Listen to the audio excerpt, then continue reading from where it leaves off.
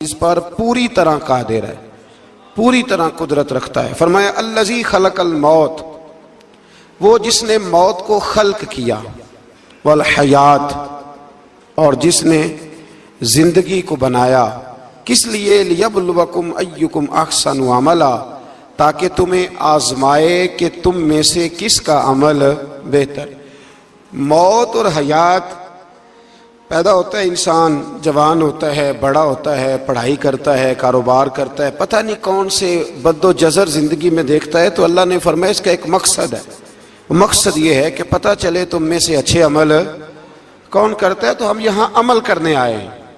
قیامت کے دن جو بات ہوگی وہ اعمال کی ہوگی، مکان جائیداد کار کوٹھی کی بات نہیں ہوگی۔ تو اعمال، اچھا عمل، احسن عملہ کے تحت مفسرین نے لکھا ہے کہ کام نیکی کا جب بھی کرو ذرا زیادہ ہی اچھا کر کے کرو۔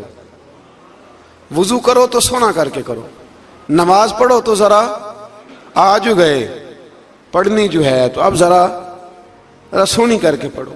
قرآن شریف کی تلاوت کرو تو ذرا پیاری کر کے۔ ذرا میں مدرسے کے بچوں کے ساتھ کبھی کبھی بیٹھتا ہوں، ان سے بڑا کچھ سیکھنے کو ملتا ہے، تو کبھی کوئی بات ان کو کہنے کا بھی موقع ملتا ہے، تو میں انہیں کہا کرتا ہوں کہ ہمارے بزرگ، میری اماں جی جب قرآن مجید کھولتی تھی نا، تو جو وہ رنگ تھا نا بزرگوں کا، حالانکہ وہ حدیثوں میں ہم نے نہیں دیکھا، لیکن وہ کبھی ہم جا کے کوئی بات کرتے تھے نا، تو تلاوت کے دوران تو وہ جلدی سے منہ پہ انگلی رکھتی تھی کہ چپ کرو میں قرآن پاک پڑھ رہی ہوں، اور پھر شنیل کا غلاف، اور پھر اس غلاف کو علیحدہ چومنا، قرآن پاک کو علیحدہ چومنا، اور پھر اس کو ریل میں رکھنا، اور پھر کئی کر کے۔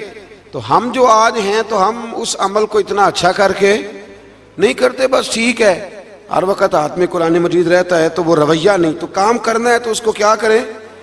اچھا کر کے کریں، ذرا مزیدار کر کے کریں، عمل کریں تو ذرا بہترین عمل کریں۔ لیکن نبی کریم نے یہ نہیں فرمایا کہ میں تمہیں اخلاق سکھانے آیا ہوں، فرمایا میں اخلاق عالیہ کی تکمیل کرنے آیا ہوں۔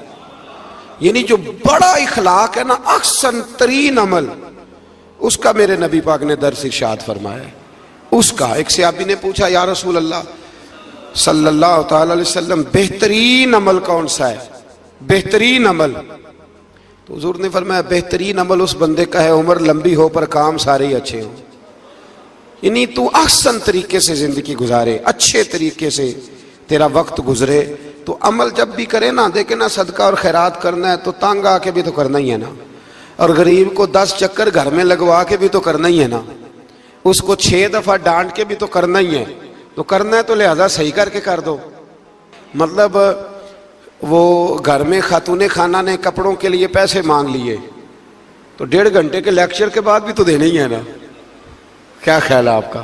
تو اگر وقت پہ دے دیے جائیں تو چلو معاملہ ذرا، یا تو نہ دیں، بات ختم ہو گئی۔ تو اگر آپ نے 1.5 گھنٹے کے شدید احتجاج کے بعد بھی دینے ہی ہیں تو پھر یہ ہے کہ عمل کو اچھا کر کے کر لیں، ذرا اس میں خوبصورتی رہتی ہے۔ اللہ تعالیٰ سمجھنے کی توفیق عطا فرمائے۔ بڑے خوبصورت مضامین ہیں اس سورہ مبارکہ میں۔ آیت نمبر 19 میں اللہ نے فرمایا کہ کیا انہوں نے اپنے اوپر کبھی پر پھیلائے اور کبھی پر سمیٹے ہوئے پرندوں کو نہیں دیکھا؟ کیا تم نے کبھی دیکھا نہیں کچھ پرندے اوپر اٹھتے ہیں تو پر پھیلائے ہوتے ہیں اور کچھ نے پر سمیٹے ہوتے ہیں؟ تو فرمایا ان کو فضا میں رحمان کے علاوہ کوئی روک نہیں سکتا، صرف ایک رب رحمان ہے جس نے انہیں فضا میں۔ یار جہاز آپ نے دیکھا ہے، اسے کون روکتا ہے؟ آپ یقین کریں کبھی اس پہ بیٹھا بندہ غور کرنے لگ جائے نا میں کہاں ہوں، تو ہو سکتا ہے پریشان ہو جائے۔ کون روک کے رکھتا ہے اسے؟ تو فرمایا یہ رب کی قدرت ہے، جہاں چاہے جس کو چاہے وہیں کھڑا فرما دے۔ یہ اللہ تبارک و تعالیٰ کی قدرت ہے۔ آیت نمبر 20 میں اللہ کی مدد کرنے اور رزق عطا کرنے کا بیان ہے کہ اللہ مدد بھی کرتا ہے تمہاری اور تمہیں رزق بھی عطا کرتا ہے۔ آیت نمبر 23 میں فرمایا کہ اللہ وہ ہے جس نے تمہیں پیدا کیا، تمہیں سننے، دیکھنے اور سمجھنے کی صلاحیتیں عطا کی، مگر بندے بڑے کم ہیں، بڑے کم بندے ہیں جو اللہ کی نعمتوں کا شکر ادا کرتے ہیں۔ یہ سوچنے سمجھنے کی صلاحیت آپ کے خیال میں چھوٹی نعمت ہے؟ بہت بڑی نعمت ہے۔ آپ یقین کریں بعض لوگوں کے پاس سارا کچھ ہوتا ہے لیکن شعور کی دولت نہیں ہوتی۔ تو یہ بہت بڑی نعمت ہے، اس کا بھی اللہ کی بارگاہ میں شکر ادا کیا کریں۔ جب اللہ کوئی عقل شعور دے دے تو دوسروں کو بیوقوف سمجھنے کی بجائے نا اس نعمت پر اللہ کا شکر ادا۔ آگے سورہ قلم ہے، اس سورہ مبارکہ کے اندر اللہ تبارک و تعالی نے نا قسمیں ارشاد فرمائیں، اور قسم کھا کے کہا کہ محبوب آپ کوئی مجنون نہیں، آپ کو دیوانے نہیں، یقیناً آپ کے لیے ایسا اجر ہے جو کبھی ختم نہیں ہوگا۔ اور پھر فرمایا وَإِنَّكَ لَعَلَىٰ خُلُقٍ عَظِيمٍ، محبوب جتنے عظیم الشان اخلاق تھے نا ان سب کا ہم نے آپ کو مالک بنا دیا ہے۔ یہ اعلیٰ لفظ اصطلاح ہے، قبضے کے معنی میں آتا ہے عربی میں۔ فرمایا ہم نے آپ کو اخلاق عالیہ کا مالک بنا، جتنے اچھے اخلاق ہیں ان سب کا اللہ نے نبی پاک کو مالک۔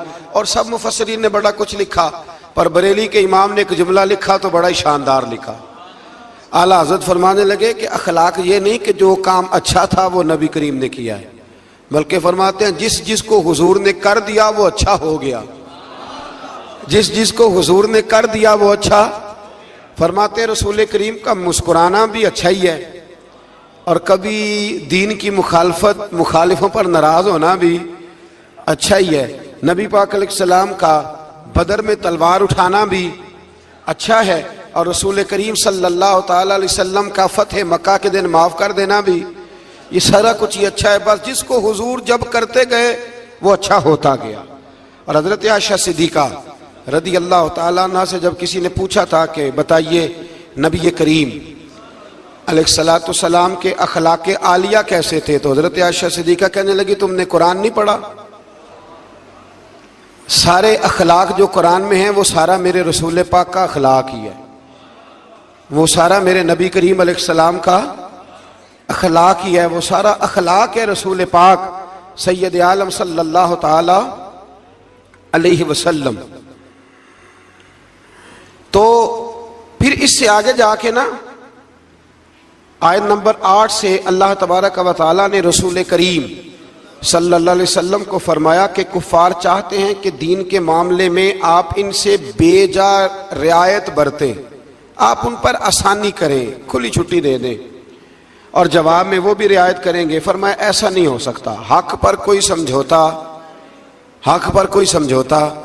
نہیں ہو سکتا۔ اس کے بعد ایک دشمن رسول صلی اللہ علیہ وسلم، مفسرین نے اس کا نام ولید بن مغیرہ لکھا ہے، اس نے نبی پاک علیہ السلام کی گستاخی کی تھی، تو اللہ نے اس کے 9 کبھی باتیں قرآن میں بیان کی، بڑی باتیں ارشاد فرمایا جھوٹی قسمیں کھاتا ہے، نکتہ چینیاں کرتا ہے، سخت منع کرنے والا ہے بلائی سے اور حد سے بڑھنے والا ہے، اور آخر میں فرمایا اتلم بعد ذالک الزنیم، فرمایا یہ نہ ہے ہی بد اصل، اس کی اصل میں ہی مسئلہ ہے۔ یہ کتنی سخت بات ہے، جب نبی کریم کے بے ادب کی بات ہوتی ہے تو پھر باتیں سخت ہی ہوتی ہیں۔ یہ قرآن مجید نے سخت باتیں فرمایا کہ یہ اس کی اصل میں ہی مسئلہ ہے محبوب۔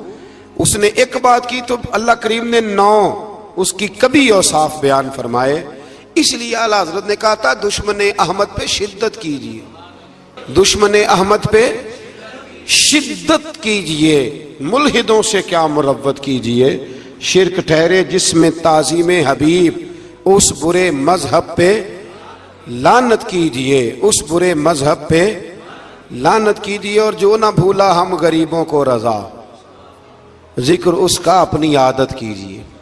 آگے پھر سورۃ الحاقہ، اس سورہ مبارکہ کے شروع میں قیامت کے حق اور یقینی ہونے کو بیان کیا گیا ہے، پھر قوم سمود اور قوم عاد اور فرعون پر نازل ہونے والے عذاب کا ذکر ہے۔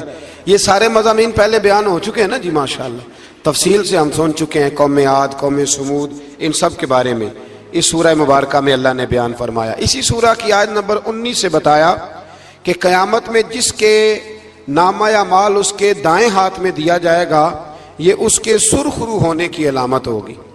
جس کے سیدھے ہاتھ میں نامہ اعمال دیا جائے گا مطلب ہوگا کہ کامیاب ہو گیا، اور وہ افتخار کے ساتھ لوگوں سے کہے گا، بڑے فخر کے ساتھ کہے گا کہ آؤ میرا نامہ اعمال پڑھو۔ اس کے برعکس جس کا نامہ اعمال اس کے بائیں ہاتھ میں دیا جائے گا، یہ اس کی رسوائی کی علامت ہوگی۔ اس کی رسوائی کی علامت ہوگی، اور وہ کہے گا کاش میرا نامہ اعمال دیا ہی نہ جاتا اور موت کے ساتھ ہی میرا قصہ ہمیشہ کے لیے ختم ہو چکا ہوتا۔ جس کا بھی نامہ اعمال سیدھے ہاتھ میں، ہمارے بزرگ فرماتے ہیں کہ سیدھے ہاتھ سے لینا دینا حضور کی سنت ہے، کوشش کریں لیں بھی سیدھے ہاتھ سے، دیں بھی، کھائیں بھی سیدھے ہاتھ سے۔ فرماتے ہیں عادت ہی سیدھے ہاتھ کی بنا لو، جب قیامت میں فرشتے نامہ اعمال دینے لگے تو عادت ہی سیدھے ہاتھ کی ہو، عادت ہی سیدھے ہاتھ کی ہو، عادت، اور سیدھے ہاتھ سے لیں، سیدھے ہاتھ سے ہی دیں۔ قیامت میں جس کا نامہ اعمال سیدھے ہاتھ میں دیا جائے گا سمجھیے وہ کامیاب ہوا۔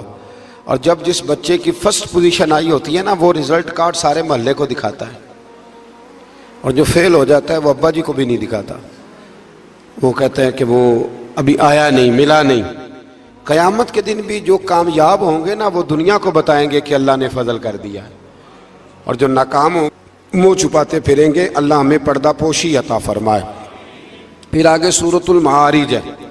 اس سورت کے شروع میں ہی عذاب قیامت کا ایک بار پھر بیان ہے کہ حشر کا ایک دن 50,000 سال کے برابر ہوگا، آسمان پگھلے ہوئے تانبے کی طرح ہو جائے گا، اور پہاڑ دھنی ہوئی رنگین اون کی طرح ہو جائیں گے، کوئی کسی کا پرسان حال نہ ہوگا۔ اس وقت مجرم یہ تمنا کریں گے کہ بیوی بھائی رشتہ دار، بیوی بھائی رشتہ دار اور تمام اہل زمین سب کو اپنا فدیہ دے کے اپنی جان چھڑا لیں، سب کو دھونس دے آگ میں لیکن اپنی جان چھڑا لیں۔ اس دن انسان کا یہ حال ہوگا۔ یہ جو کچھ لوگ، میں نے پہلے بھی کہا تھا کہ کچھ لوگ نا مذاق اڑاتے ہیں قیامت کے عذاب کا، قبر کے عذاب کا، یہ بات درست نہیں ہے۔ دیکھیں نا کہ اللہ تعالیٰ نے قرآن مجید کی واضح آیات میں عذاب کا ذکر فرمایا ہے۔ کیوں فرمایا ہے؟ کہ لوگ اس عذاب سے ڈرے، اس سے بچنے کے لیے تیاری کریں، یہ بیان فرمایا۔ اب یہاں لوگ مذاق اڑاتے ہیں معاذ اللہ تعالیٰ، کہتے ہیں دیکھو جی فلاں مولانا کہہ رہے تھے بچھو آئیں گے تو یہ ہوگا۔ خدا کے بندو، مولانا کون ہوتے ہیں؟ مولانا کون ہوتے ہیں یہ بات کرنے والے؟ یہ تو حدیثوں میں آئی، قرآن مجید کی آیات میں آئی۔ آپ مذاق نہیں اڑائیں بلکہ کوشش کریں کہ اللہ تبارک و تعالی ہمیں سمجھنے کی توفیق عطا فرمائے۔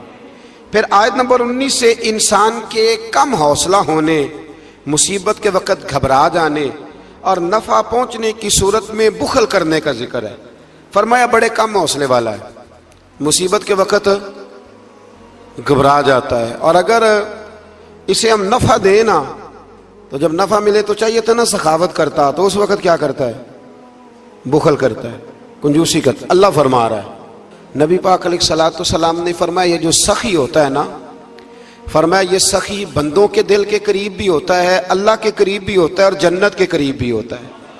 اور فرمایا یہ جو بخیل ہوتا ہے نا، بخیل، یہ بندوں سے بھی دور ہی ہوتا ہے، بندوں سے بھی دور ہے، جنت سے بھی دور ہے، اور اللہ تبارک و تعالیٰ کے قرب سے بھی دور ہے۔ اور حضور فرماتے ہیں جب صبح سورج طلوع ہوتا ہے تو فرشتہ دعا کرتا ہے اللہ سخی کو زیادہ عطا فرما، اور کہتا ہے یا اللہ جو کنجوسی کرے نا اس سے روک لے، اسے نہ دے، اس لیے کہ جب وہ نہیں دے رہا۔ بڑی خوبصورت مثال علامہ اسماعیل حقی نے لکھی ہے۔ آپ فرماتے ہیں کنویں سے سارا پانی ختم ہو جائے تو نیچے سے تازہ آ جاتا ہے، اور اگر پانی ختم نہ ہو اندر ہی پڑا رہے تو باسی ہو جاتا ہے۔ تو ایسا ہونا چاہیے کہ ایک دفعہ سارا پانی ختم، میں آپ کو سارا مال صدقہ کرنے کو نہیں کہہ رہا، لیکن حضرت ابوبکر صدیق نے کئی دفعہ یہ کام کیا، ہجرت کی رات بھی سارے پیسے ہی لے گئے، تبوک کے دن بھی سارے پیسے خرچ کر دیے، حضور نے اعلان کیا تو سارے پیسے ہی۔ مولانا حسن رضا صاحب فرمایا کرتے تھے اعلیٰ حضرت کے بھائی، بیاں ہو کس زبان سے مرتبہ صدیق اکبر کا کہ محبوب خدا محبوب ہے صدیق اکبر کا، اور لٹایا راہ حق نے گھر کئی بار اس محبت سے کہ لٹ لٹ کر حسن گھر بن گیا صدیق اکبر کا، لٹ لٹ کر حسن گھر بن گیا صدیق اکبر کا۔ تو کنجوسی سے بچنے کی کوشش کریں۔ ہاں اسلام فضول خرچی سے منع کرتا ہے، فضول خرچی نہیں کریں، لیکن جہاں خرچ کرنا ہو وہاں سے کنجوسی بھی نہ کریں۔ پھر اس سے آگے سورہ نوح کا ذکر ہے۔ اس سورہ کے شروع میں ہی نوح علیہ السلام کا اپنی قوم کی طرف مبعوث ہونے پر قوم کو اللہ کی عبادت کی دعوت دینے اور گناہ چھوڑنے کا ذکر ہے۔ پھر حضرت نوح علیہ السلام نے جو اپنی قوم کے بارے میں اللہ سے فریاد کی کہ اللہ جی نہیں مانتے، پھر عذاب آیا، تو اس ساری بات کا اللہ نے سورہ نوح کے اندر ذکر فرمایا۔ پھر آگے سورۃ الجن ہے، سورہ جن۔ میں نے آپ کو پچھلے کچھ اسباق میں بھی بتایا تھا کہ جن نبی کریم علیہ السلام کے غلام تھے، حضور کا کلمہ پڑھتے تھے۔ جنات مسلمان ہوتے ہیں، بلا وجہ کسی کو تنگ نہیں کرتے۔ ہمارے ہاں جتنا شور ہے نا جنات کے آنے کا، اتنے آتے نہیں، اتنا کالا جادو ہوتا نہیں جتنا کہ ہم لوگوں نے سمجھ لیا ہے۔ قرآن مجید کی آخری 2 سورتیں پڑھیں، اللہ اپنی رحمت فرمانے والا ہے، اللہ کرم نوازی کرنے والا ہے۔ اس صورت میں اس امر کا بیان ہوا ہے کہ جنات جو تھے وہ عالم بالا میں خبروں کی سن گن کے لیے، خبریں تلاش کرنے کے لیے جایا کرتے تھے، مگر اب وہ وقت آ گیا ہے کہ عالم بالا میں ان کا داخلہ بند کر دیا گیا ہے۔ ایک وقت تھا کہ جنات خبریں سننے گننے کے لیے چلے جاتے تھے، اب ان کا داخلہ اب وہاں کی خبریں بتا سکتے، یعنی کو بابا جی اگر کہہ دینا کہ مجھے جن نے بتایا ہے کہ تیری اتنی روزی ہے، اتنی باندھ ہے، تب تو مر جائے گا، تو یہ بات اس لیے درست نہیں کہ اب جنوں کا وہاں جانا ویسے ہی بند ہو گیا۔ تو اب بابا جی تو آپ کو پتہ ہے نا، یہ بھی کہہ دیتے ہیں اللہ ماشاءاللہ کہ وہ چیزیں پیسے مانگتی ہیں، یعنی بڑی بڑی عجیب فلسفے کے ساتھ نا وہ چیزیں پیسے مانگتی ہیں۔ تو میں نے کہا مطلب چیزوں کا پیسے مانگنا تو سمجھ میں نہیں آتا، یا پھر کوئی ایسی بات بتا دی جاتی ہے کہ جس سے وہ پیسے دینے والا ماحول بن جاتا ہے۔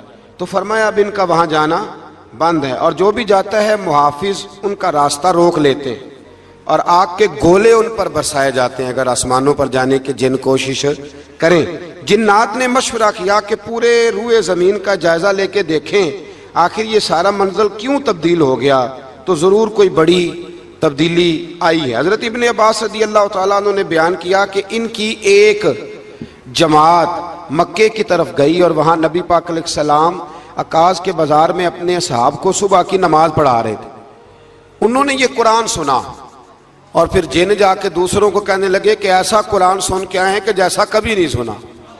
تو آؤ پھر محبوب کریم کی بارگاہ میں چلتے ہیں، خود بھی مسلمان ہوئے اور اپنی قوم کو بھی اسلام کی دعوت دی۔ اس کی آیت نمبر 26 میں اللہ تبارک و تعالیٰ نے فرمایا، یہ سورہ جن جو ہے نا اس کی آیت نمبر 26، اللہ کریم نے ارشاد فرمایا عالم الغیب فلا یظہر علی غیبہ احدا، فرمایا غیب کا جاننے والا اپنے غیب پر کسی کو مطلع نہیں کرتا، غیب کا جاننے والا آگاہ نہیں کرتا اپنے غیب پر کسی کو بھی۔ آگے فرمایا الا من ارتضی من رسول، لیکن اپنے رسولوں میں سے جس کو پسند کرتا ہے اس کام کے لیے چن لیتا ہے۔ کسی عام بندے کو غیب پر مطلع، یہ آیت نمبر 26 میں نے کتنی دفعہ یاد کرائی آپ کو؟ تو بھئی عقائد جو ہوتے ہیں وہ جب سے ہم قرآن مجید پڑھ رہے ہیں جگہ جگہ عقائد آئے ہیں اہل سنت کے، جگہ جگہ آئے، تو آپ سمجھیں نا کہ یہ عقیدہ جو ہوتا ہے یہ شعر سے ثابت نہیں ہوتا، یہ قرآن حدیث سے ثابت ہوتا ہے۔ شعر تو ایک ذوق کا نام ہے۔ تو فرمایا عام آدمی کو اللہ غیب پر اطلاع نہیں دیتا، پر اپنے رسولوں میں سے جس کو چاہتا ہے اس کام کے لیے چن لیتا ہے۔ تو بتائیے نبی پاک سے بڑھ کے بھی اللہ کسی کو چاہتا ہے؟ حضور نے فرمایا خبردار ہو جاؤ، اس نے مجھے اپنا محبوب بنایا ہے، الا وانا حبیب اللہ، خبردار میں اللہ کا حبیب بن کے آیا ہوں۔ تو علم غیب اللہ نے اپنے رسول کو دیا اور اس کی برکت سے نبی کریم علیہ السلام نے دین کا بہت سارا کام کیا۔ حبیب کریم علیہ السلام نے بہت ساری باتیں، اور بہت سارے ایسے لوگ ہیں جو صرف حضور کا غیب دیکھ کے ایمان لائے، یعنی ایمان ہی غیب دیکھ کے لائے۔ خود حضرت عباس نبی کریم کے چچا، وہ جب بدر کے لیے آنے لگے نا، وہ آنا اس وقت بھی نہیں چاہ رہے تھے، پر قبیلے اور برادری نے مجبور کر کے انہیں ساتھ تیار کیا۔ وہ آئے نا تو جو گھر میں سونا پڑا تھا نا وہ ایک جگہ پہ چھوڑ آئے، اپنی بیوی کو کہنے لگے کہ میں آ گیا تو نکال لوں گا، اور اگر میں قتل کر دیا گیا تو تو نا نکال کے بچوں پہ خرچ کر دینا۔ تو نبی پاک علیہ الصلوۃ والسلام کے پاس جب یہ قیدی ہو کے آئے تو حضور نے فرمایا چچا فدیہ دو، اتنے پیسے دو چلے جاؤ۔ تو کہنے لگے میرے پاس تو شے ہی کوئی نہیں۔ وہ جو 15 دن عمرے والے وہاں رہتے ہیں نا، وہ 2.5 من کی شاپنگ کر لیتے ہیں، اور جب کسٹم والا کہتا ہے پیسے دو تو تازہ عمرہ کیا ہوتا ہے، کہتے شے ہی کوئی نہیں۔ یہ ظلم ہے، تازہ عمرہ کیا ابھی آئے ہیں، ہاں جی، تو مطلب اتنی وہ خستہ حالی ہو جاتی ہے. یہ میں پریکٹیکل بتا رہا ہوں اللہ کے فضل سے. ایک سے میں نے کہا تو مجھ سے لے لے, کہتا چپ کرو تسی کو بچ بول دے. میں نے کہا مجھ سے لے لو, دے دینا. کہتا چھڈو. بھائی چھوڑیں, آپ کیوں غلط بات کرتے ہیں؟ تو بہت سارے بندے ہوتے ہیں جو کہتے ہیں شے ہی کوئی نہیں, بالکل کوئی شے نہیں. ہاں کوئی پلاٹ سستا بک رہا ہو تو پیسے نکل آتے ہیں, پھر کہتے ہیں میں پھڑے نہیں کسی کو لو. بھائی کو کھا جائے گا, چلے ٹھیک ہے آپ چھپائیں اپنی دولت کو, لیکن ان لفظوں کے ساتھ ناشکری کرنا کہ شے ہی کوئی نہیں, یہ معاملہ درست ہے. تو حضرت عباس نے بھی نا نبی کریم کی بارگاہ میں عرض کیا, حضور کوئی شے نہیں, کہاں سے دوں؟ تو حضور مسکرائے. حضور نے فرمایا چاچا جب گھر سے نکلنے لگے تھے تو وہ اکیلے میں میری چچی کو بلا کے جو پیسے دے کے آئے تھے, اور وہ اس کو کہہ کے آئے تھے کہ میں آ گیا تو میں تمہیں بتاؤں گا کیا کرنا ہے, نہ آیا تو پھر نکال کے بچوں پہ خرچ کر دینا. یہ سن کر حضرت عباس پہ راشا ہوا طاری. یہ سن کر حضرت حفیظ جلندری کہتے ہیں یہ سن کر حضرت عباس پہ راشا ہوا طاری کہ پیغمبر تو رکھتا ہے دلوں کی بھی خبرداری. خیال آیا مسلمان نیک و بد پہچان جاتے ہیں اور محمد آدمی کے دل کی باتیں جان جاتے ہیں. محمد آدمی کے دل کی باتیں جان جاتے ہیں, اور کوئی غیب تم سے نہا ہو بھلا جب خدا ہی نہ چھپا رہا. تم پر کروڑوں درود و سلام جب خدا ہی نہ چھپا رہا. کتنی عجیب بات ہے. یہاں بھی لوگ ترازو لے کے بیٹھے ہیں. اقبال سے کسی نے کہا کہ دو علماء کی بحث ہے, کہتا ہے حضور کو غیب نہیں, دوسرا کہتا ہے آؤ چلیں. تو اقبال کہنے لگے مجھے شرم نہ آئے گی میں وہاں چلا جاؤں جہاں لوگ میرے نبی کا علم تولنے کے لیے ترازو لے کے بیٹھے ہیں, حضور کا علم تول رہے ہو. اقبال کہنے لگے میرے نبی کے تو غلاموں کا علم نہیں تولا جا سکتا, تم حضور کے علم کی بات کرتے ہو. یہ تھوڑا سوچ سمجھ کے بات کرنی چاہیے. اور نص قطعی ہے قرآن پاک کی. ایک دن سجا لیا تھا میرے نبی پاک نے ممبر, فرمایا پوچھ لو پھر جو پوچھنا ہے پوچھو. تو حضرت عمر جیسے لوگ اٹھ کے کھڑے ہو گئے, کہا یا رسول اللہ ہم اللہ کے رب ہونے پہ راضی ہیں, آپ کے رسول ہونے پہ راضی ہیں, اسلام کے دین ہونے پہ حضور ہم بڑے راضی ہیں, ہم بڑے راضی. اس لیے یہ تو ایسا مسئلہ ہے کہ اس مسئلے کو دیکھ دیکھ کے لوگ مسلمان ہوئے. تو حضرت عباس کو جب حضور نے ساری بات بتائی نا تو حضرت عباس کہنے لگے فدیہ مرضی کا لے لینا پر پہلے مجھے کلمہ پڑھاؤ. کہا کیوں؟ فرمایا مجھے سمجھ آ گئی ہے, وہ بات میرے اور میری بیوی کے علاوہ کسی کو پتہ ہی نہیں, اگر آپ کو پتہ چلی ہے تو یقیناً آپ کو کوئی بتانے والا ہے, تو وہ جو آپ کو بتانے والا ہے نا وہی رب العالمین ہے. تو حضور کا تو غیب دیکھ کے دنیا کلمہ پڑھ جاتی تھی. اس پر بڑی تفصیل سے میں نے ایک دفعہ بات کی تھی, موقع ملا تو وہ ساری روایات ایک جگہ کسی وقت جمع کریں گے انشاءاللہ تعالی, اور آپ کو عرض کریں گے کہ وہ کیا خوبصورت ماجرا ہے. اور اب تو الحمدللہ ایک اور آسانی بھی ہو گئی ہے. میری باتیں کوئی اس قابل تو نہیں تھی, لیکن چونکہ اللہ رسول کے فرامین تھے تو ایک دوست نے لکھنی شروع کر دی, انشاءاللہ جلدی چھپ بھی جائیں گی. تو عرض کرنے کا مقصد یہ ہے کہ یہ چیزیں آئیں گی اور آپ کو بتائیں گے کہ اللہ نے اپنے محبوب کریم کو کس طرح غیب کے خزانوں کی کنجیاں عطا فرمائی ہوئی. تو اس سے آگے پھر سورہ مزمل شروع ہوتی ہے. سبحان اللہ. سورہ یا ایھا المزمل, کہا او چادر اوڑھنے والے محبوب, قم اللیل الا قلیلا, ساری رات نہ بیدار رہا کر, تھوڑا آرام بھی کر لیا کر, تھوڑا سا. کیا کہا حضرت نے؟ خدا کی رضا چاہتے ہیں دعا لو, خدا چاہتا ہے رضا. اور درویش کہتے ہیں رب آکھیا سونے محبوبہ تیرے 100 ناز اٹھانا ہاں, لوکی میریاں قسماں چاندے نے میں تیریاں قسماں چاہنا. کہا اے میرے پیارے حبیب, اے چادر اوڑھنے والے, تھوڑا آرام بھی کیا کریں. حضور ساری رات نماز پڑھتے تھے نا, اللہ نے کہا محبوب تھوڑا آرام بھی کیا کریں. پھر اس میں بڑے خوبصورت چیزیں اللہ کریم نے بیان فرمائی ہیں, قیامت کی ہولناکیوں کا بھی ذکر فرمایا ہے. پھر آخر میں فرمایا کہ تم اپنی بھلائی کے لیے جو کچھ بھی آگے بھیجو گے اس کو اللہ تعالیٰ کے پاس اس سے بہتر اور زیادہ ثواب والا پاؤ گے. یعنی اس کا معنی یہ بھی ہو سکتا ہے کہ اپنی سوچ سے زیادہ تم ثواب پاؤ گے جو چیز آخرت کے لیے تم بھیجو گے.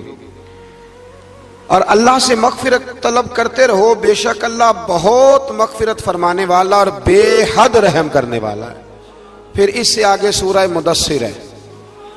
مزمل کے فوراً بعد سورہ मुदस्सर, इस सूरह मुबारक में बड़ा खूबसूरत अंदाज है। या अय्युहल मुदस्सिर, ए चादर ओढ़ने वाले, कुम फअनज़िर, उठिए और लोगों को डराइए।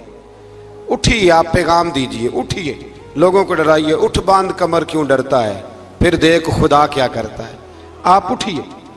इस सूरत में अल्लाह ताला ने आपको शान महबूबी के साथ खिताब करते हुए फरमाया है, चादर ओढ़ने वाले उठिए और लोगों को अल्लाह के अजाब से डराइए और अपने रब की किबरियाई का ऐलान फरमाइए। बताइए कि आपका रब कितना बड़ा है। आयत नंबर 42 में फरमाया, जहन्नमियों से पूछा जाएगा तुम्हारे जहन्नम में जाने का सबब क्या बना। ये सूरह मुदस्सर की आयत नंबर 42 चलो बता लिया आखिरी ने। आयत नंबर 42, जहन्नमियों से पूछा जाएगा जहन्नम में आए हो तो सबब क्या बना। तो वो पहला सबब बताएंगे कि हम नमाज पढ़ने वालों में से ना थे। पहला सबब दोज़ख में जाने का नमाज ना पढ़ना है। रमजान के बाद भी पढ़ेंगे इंशाल्लाह, और ईद वाले दिन भी पूरी 5 पढ़नी है इंशाल्लाह, पूरी 5। ये नए कपड़े लोगों को बाद में दिखाना, पहले सवेरे पहन के ना रब की बारगाह में जाओ। सवेरे पहन के ना, अल्लामा अब्दुल सत्तार खान न्याजी, अल्लामा न्याजी, मैं जब उनके मज़ार पे जाता ना, मियाँ वाली जाने का जब मौका मिलता है तो मैं ना खड़ा होता हूँ। आप यकीन करें उस बंदे की कब्र पे खड़े होके भी जज्बा ही मिलता है। क्या बंदा था वो ना, पगड़ी बांधते थे बड़ी। हमारे बरेली शरीफ के बुजुर्ग भी ना वो पगड़ी बांधते शिमले वाली। चले आज बात आ गया तो उसकी भी मैं हिकमत बता दूं। वहां ना सिख भी पगड़ी बांधते हैं, तो कपड़ा भी अक्सर एक जैसा ही उनके लिए आता, तो मुसलमान भी खरीद लेते थे। तो वो सिख जो होता है ना, वो शिमला नहीं निकालता, तो उससे फर्क करने के लिए वहां के मशाइख ने ना शिमला निकालना शुरू किया।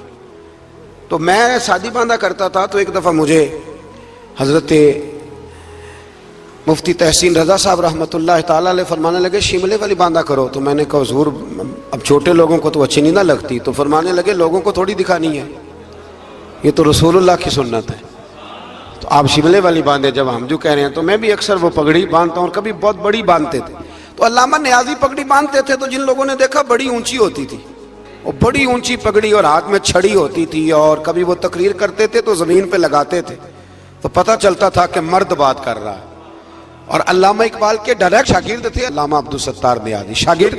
वो मदीना शरीफ जाने लगे ना, तो किसी ने उनसे कहा न्याजी साहब ये पगड़ी उतार के जाओ, ये पगड़ी उतार के जाओ। तो अल्लामा न्याजी साहब फरमाने लगे क्यों उतार के जाऊं, पहन के जाऊंगा। जब हुजूर की बारगाह में न्याजी का सर झुकेगा तो शिमला भी झुकेगा, और दुनिया को पता चलेगा जिसका सर कभी कहीं नहीं ना झुकता, इस रोजे पे आके उसकी गर्दन भी झुक जाया करती। इसलिए साथ लेके जानी है पगड़ी, ताकि लोगों को पता चले। तो आप नए कपड़े पहन के ना कभी साज संवर के मस्जिद भी जाया करें, खूबसूरत हो के। कुरान मजीद ने कहा गालिबन नामे पारे में है कि नमाज के वक्त जीनत इख्तियार करो, अच्छे बन के। तो नए कपड़े पहन के ना ईद वाले दिन 5 नमाजें पाबंदी से पढ़नी है इंशाअल्लाह ताला। ये राश देखना है इंशाअल्लाह ताला, पता चलेगा कि रमजान के रोजों ने असर किया हमारे ऊपर। तो जहन्नमियों से पूछा जाएगा दोज़ख में आने का सबब क्या बना, तो कहेंगे हम नमाज पढ़ने वालों में से ना थे। और दूसरी बात ये कहेंगे कि हम मिस्कीन को खाना नहीं खिलाते थे। दोज़ख में जाने का दूसरा सबब कि तौफीक के बावजूद लोग मिस्कीनों का ख्याल नहीं रखते। और तीसरी बात वो ये कहेंगे कि हम लगव कामों में मशगूल रहते थे। लगव काम, बेहुदा काम उसको कहते हैं जिसका फायदा कोई नहीं। ये बड़े बड़े सियाने लोग गेमें खेलते, सियाने लोग, अक्लमंद लोग। तो ये जहन्नम में जाने का तीसरा सबब कुरान ने बयान किया। लगवियात, फट्टे पे बैठ गए, फजूल बात शुरू कर दी। भाई इससे बेहतर था तो कुरान मजीद की तिलावत करता। ऐसे ही बिला वजह लगवियात हैं ये सारी। मैं मना नहीं करता खाना खाने के लिए कभी जरूर जाएं, लेकिन ये माहौल ही बना लेना कि आज तुझे पार्टी है तो कल मुझे पार्टी है तो परसों उसको पार्टी है। तो ये शुगल मेला हर वक्त का, मुसलमान के पास तो इतना वक्त ही नहीं। एक दोस्त मुझे कहने लगे कि मैं आजकल बड़ा बोर हो रहा हूं। तो मैंने कहा तो असल में फारग है, वरना हमारे पास तो टाइम ही कोई नहीं बोर होने का। बंदा मतलब को फुर्सत मिले तो बोर हो ना, पता नहीं कहां से लोग टाइम निकाल लेते, अब बोर भी हो लेते। तो आप फारिग लगवियात से बचे। लगव काम करना जहन्नुम में जाने का तीसरा सबब है। ये कुरान मजीद ने इस सूरह मुबारका की आयत नंबर 42 में इरशाद फरमाया। اور چوتھے نمبر پر کہیں گے ہم قیامت کے دن کو جھٹلاتے تھے کہ موت ہمارے سر پہ آ گئی۔ یہ 4 کام ہیں جو جہنم میں جانے کا سبب بنیں گے۔ نماز نہ پڑھنا، پہلا کام مسکین کو کھانا نہ کھلانا، اور تیسرا لغو اور فضول کاموں میں مشغول رہنا، بالکل کوئی فائدہ ہی نہیں، وہ کام کرتے رہنا، بالکل بے معنی بے مقصد کام کرنا۔ اور چوتھے نمبر پہ کہیں گے کہ ہم قیامت کے دن کو، آج بھی کچھ لوگ کہہ دیتے ہیں کہ مریں گے تو دیکھی جائے گی، مثلا کیا دیکھ لیں گے آپ؟ اتنی بڑی جرت، اتنی بڑی، اللہ تعالی ہمیں سمجھنے کی توفیق عطا فرمائے۔ سورۃ القیامہ شروع ہو جاتی ہے جی اس سے آگے۔ اس سورہ مبارکہ کے اندر اللہ تبارک و تعالی نے ان لوگوں کے بارے میں جو آخرت کے منکر ہیں، اللہ تعالیٰ نے قسم ذکر فرما کے ارشاد فرمایا، کیا انسان نے یہ گمان کر رکھا ہے کہ ہم مرنے کے بعد اس کی ہڈیوں کو جمع نہیں کریں گے؟ کیوں نہیں، ہم اس بات پر قادر ہیں کہ ان کی انگلیوں کے پورے جیسے پہلے تھے ویسے ہی بنا دیں گے، یعنی انگلیاں تک تمہاری جمع کر لی جائیں گی، انگلیاں تک۔ قیامت کے دن تمہیں کسی کی قبر کھلی تو اس کو دیکھا کہ ہڈیوں کا پنجر بن گیا، لیکن اللہ اسے بھی قیامت میں جمع فرمائے گا دوبارہ سے۔ اور وہ مثال میں تیسرے چوتھے پارے میں دے چکا ہوں، جب حضرت ابراہیم علیہ السلام نے جانوروں کا، پرندوں کا کیما کر کے رکھا تھا اور کہا پکاریے، تو وہ سارے اپنے پروں پر دوڑتے ہوئے حاضر ہو گئے تھے۔ آگے سورہ دہر شروع ہوتی ہے، سورہ دہر، یہ 29واں پارہ ہے، اور اس میں صورتیں اگرچہ چھوٹی چھوٹی ہیں پر کیا بات ہے سب صورتوں کی، ہر سورہ مبارکہ بڑی اپنے اندر امتیازی شان رکھتی ہے۔ سورہ دہر میں فرمایا حل اتی علی الانسان حین من الدہر لم یکن شیئا مذکورا، فرمایا بے شک گزرا ہے انسان پر زمانہ ایک ایسا کہ جب وہ کوئی قابل ذکر چیز نہیں تھا۔ ایک وقت تھا کہ جب کوئی اس کا ذکر تھا کہ نہیں، وہ وقت بھی جب نہ نام تھا نہ ولدیت تھی۔ پھر دنیا میں آ کے لوگ سمجھتے ہیں کہ میں اٹھتا ہوں تو زمانہ اٹھتا ہے، میں بیٹھتا ہوں تو زمانہ میری وجہ سے نظام چلتا ہے۔ تو اللہ فرماتے ہیں حین من الدہر لم یکن شیئا مذکورا، تیرا تو ذکر ہی کوئی نہیں تھا، تو جانتا ہی کوئی نہیں تھا، یہ تو رب نے تجھے پیدا کیا ہے۔ اب تو سمجھتا ہے کہ میں کوئی چیز ہوں۔ بڑے بڑے لوگوں کی قبروں پہ جاؤ، کوئی پوچھنے والا نہیں، کوئی نہیں۔